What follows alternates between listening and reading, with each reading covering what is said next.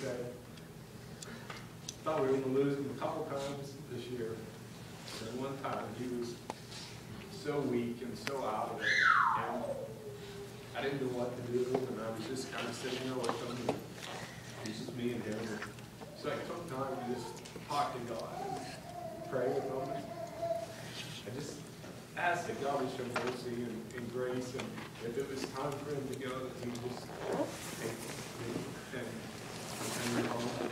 We see him again, but as I sat there and I prayed with him, I got peace. He was okay.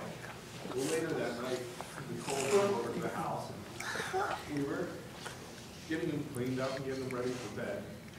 And he was more alert, and he was kind of awake and was trying to talk, and he always had random stories and was worried about people trying to take his wallet or worried about whacking somebody. And so he starts talking to Nicole, and he was like, oh, I just met the most amazing man, and I really would like you to meet him. And Nicole's like, yeah, okay, Grandpa, He was like, we were walking in the field, and we were just talking, and, he's like, I kind of grabbed Nicole's arm, and he was like, I really want you to meet him.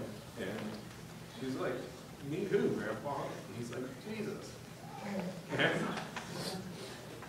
at that moment, I realized that the Lord was with him, and that God was a part of his life. And he may not have been an evangelical man that talked about God and talked about his beliefs, because he felt it was personal. And that's the way that he lived his life, is he kept us close and kept everyone personal.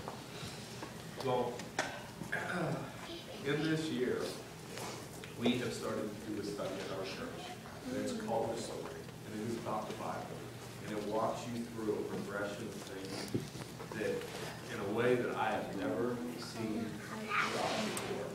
From the beginning, when Adam and Eve were in the garden, everything that God does is a pursuit after us, after his children. And in the beginning, when he created Adam and Eve in his image in the garden, and they chose to do their own thing, to go their own way, God continued to pursue them. But he had to remove them from the garden. And I always thought that was a punishment.